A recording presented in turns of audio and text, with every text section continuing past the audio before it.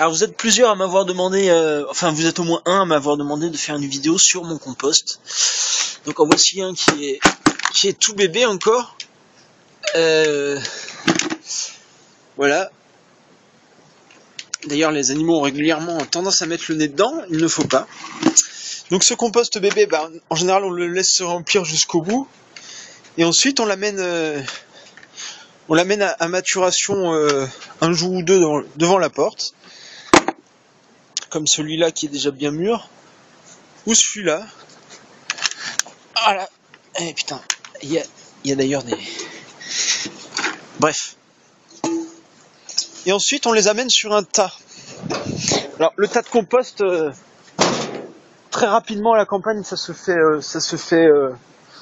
décomposer par tout un tas de bestioles qui se nourrissent exclusivement de déchets organiques.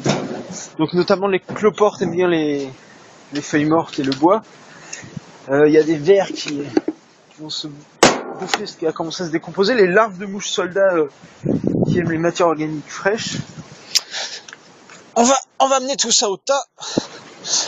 Alors c'est un tas que je fais depuis plusieurs années, mais vous verrez que ça n'a pas une si crade gueule que ça mon tas, puisque il est bien décomposé en fait. Au fur et à mesure ça se décompose. Ouais, le truc chiant des composts, c'est les mouches. Plein de petits moucherons dans la maison grâce à ces merveilleux composts. Alors voilà, c'est un savant mélange de carottes, de mollard, de marc de café. C'est un peu dégueulasse, mais c'est que du naturel. Allez hop, on amène tout ça au tas. Je sais pas trop ce que ça va donner de filmer en mode brouette à la première personne. Mais voilà, ça vient de sortir, c'est le mode brouette à la première personne. Bientôt adapté en jeu d'action, The First Person brouette.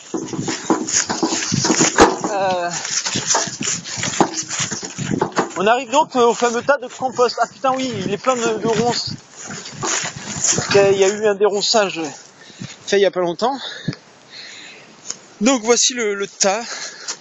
Et je vous l'ai dit, c'est pas impressionnant. On aura peut-être plus de trucs rigolos sous les ronces. Et là il faudrait quand même quelque chose pour creuser, parce que la main, ça va être un peu dégueulasse. Il y a plein de choses qui essayent de pousser à l'intérieur. Enfin, ça tu vires ou t'attends que les ronces se réduisent, parce que ça va très vite.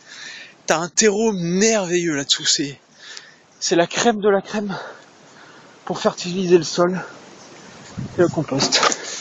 Du coup voilà, on balance tout comme ça. C'est l'avantage de la campagne. Tu balances tout, t'attends et c'est magique. Avec une main d'ailleurs, c'est pas évident. Mais bon, putain de viewer quoi. Hop là. Bon, celui-là il commençait à puer un peu. Heureusement qu'on est allé les vider. Plus qu'un seau. Je mets aussi souvent les autres cuissons quand j'arrive pas à les bouffer à temps. Puisqu'il faut savoir que l'autre cuisson du riz ou des pâtes, c'est vraiment très... il était vraiment dégueulasse. Celui-là, il y a encore de la pastèque dedans, il doit pas être d'hier. Voilà.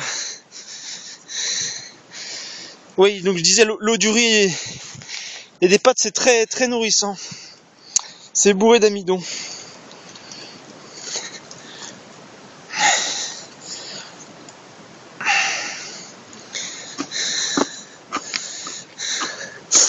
Voilà, maintenant il n'y a plus qu'à attendre quelques mois et à la place de ce tas d'immondices organiques, nous aurons un magnifique terreau biodisponible pour la nature. Voilà. Donc n'hésitez pas à faire vous aussi un geste pour la nature, recyclez vos mollards et vos épluchures et faites un tas avec. Voilà, j'espère que cette petite vidéo vous motivera à vous aussi faire un geste pour notre planète. Et à bientôt sur le réseau.